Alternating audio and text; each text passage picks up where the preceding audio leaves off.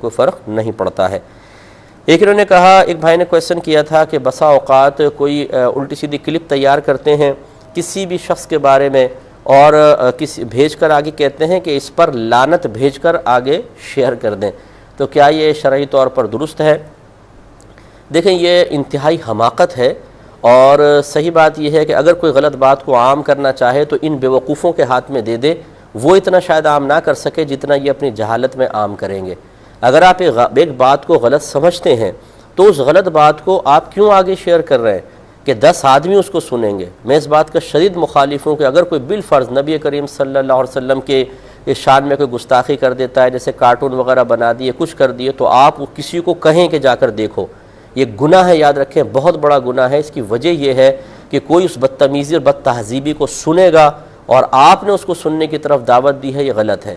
اور اس قسم کی چیزیں ڈالنے والے عموماً یہی چاہتے ہیں کہ زیادہ سے زیادہ لوگ ان کو دیکھیں اور ان کی طبیعتیں خراب ہوں، اشتعال پیدا ہو، ذہنوں میں انتشار پیدا ہو۔ اب وہ تو ایک آپ کی طرف اس نے فارورڈ کر کے پیچھے ہٹ گیا، اب یہ خدام موجود ہیں جو نبی کریم صلی اللہ علیہ وسلم کی شان میں کی گئیں اس طرح کی بدتمیزیوں کو خود لاکھوں اور ہزاروں تک پہنچا دیتے ہیں۔ اس سے کوئی دین کا فائدہ نہیں ہوتا ہے۔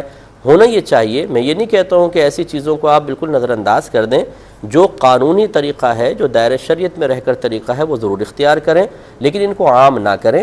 میں اکثر سمجھاتا ہوں، اگر خدا نہ خواستہ کوئی آپ کے والد صاحب کو گالی بکرا ہو، اس کی ویڈیو بنا لی گئی، اس نے آپ کے والد صاحب کے کچھ ایسے مناظر کلپ کہیں سے لے لیے ہیں جو مناسب نہیں ہے کہ کوئی اور دیکھے، اور اب آپ کو وہ کلپ مل جائے تو کیا آپ اس کو 100 کو، 200 کو، 1000 کو اس لیے فارورڈ کریں گے کہ دیکھو میرے والد صاحب کی یہ کلپ فلاں نے بنا کے بھیجی ہے، ذرا دیکھو اور اس کے اوپر لعنت بھیجو، یا دیکھو اور اس کو برا بھلا کہو، اسی گرفت کرو؟ کبھی بھی نہیں۔ آپ اس کو چھپائیں گے کہ یہ میرے والد صاحب کی چیز کوئی اور نہ دیکھے، کوئی میرے والد صاحب کو گالیاں بکرائے، یہ کوئی اور نہ ملاحظہ کرے۔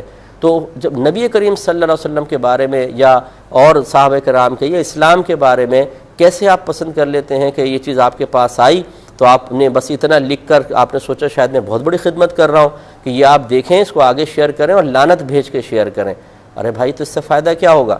تو ہمارا یہ مشورہ ہے، بہرحال عموماً ہمارے بھائی بہت زیادہ ذہین ہو چکے ہیں، ہم جیسے علماء اگر کوئی مشورہ دیتے ہیں تو ان کی ذہانت ہماری ذہانت سے بہت اوپر ہوتی ہے۔ ہم دائرہ شریعت میں قرآن و حدیث کی آیات اور حدیثوں، ان سب چیزوں کو، مفہوم کو مد نظر رکھ کر کوئی مشورہ دے رہے ہوتے ہیں۔ یہ اتنے سمجھدار ہوتے ہیں کہ نہ ان کے پاس قرآنی دلیل ہوتی ہے نہ حدیثی، اور دلیل بھی دیتے ہیں تو بوگس ترین، لیکن یہ ہم جیسے لوگوں کو کہتے ہیں کہ یہ غلط کہہ رہے ہیں، ہم صحیح کہہ رہے ہیں۔ ان میں دین کا جذبہ کم ہے، ہم میں زیادہ ہے۔ ان میں خوف خدا کم ہے، یہ بہت زیادہ میدان محشر کا خوف رکھتے ہیں تو نصیحت قبول نہیں کرتے، اور یہ سلسلہ جاری و ساری رہتا ہے۔ میں یقین سے کہتا ہوں میدان محشر میں آپ کا سر شرمندگی سے جھکا ہوگا جب ان بدتمیزیوں کو آگے کرنے کی وجہ سے جب آپ سرکار کی بارگاہ میں پہنچیں گے۔ اگر سرکار نے یہ آپ سے سوال کر لیا کہ تمہیں تو چاہیے تھا کہ اس چیز کو فوراً ختم کر دیتے، لیکن تم نے ہزاروں کے سامنے میری اس چیز کو پہنچایا، جو میری بدتمیزیاں میرے ساتھ کی گئیں، تم نے اس کو کیوں پہنچایا؟ کیا جواب دیں گے آپ؟ اب آپ یہ کہیں گے جی اس لیے تاکہ یہ ختم ہو جائے۔ پہنچانے سے کبھی ختم ہوا ہے؟ آپ بتائیے۔ تو اس لیے ذرا تھوڑا سا اس میں توجہ فرمائیے۔ آپ جتنا چیز کو زیادہ آگے بھیجیں گے اتنا ہی وہ عام ہوگی اور اتنا ہی زیادہ کسی اور کو فائدہ پہنچتا ہے، ایسا ہرگز نہیں کرنا چاہیے۔ ایک کالر ہمارے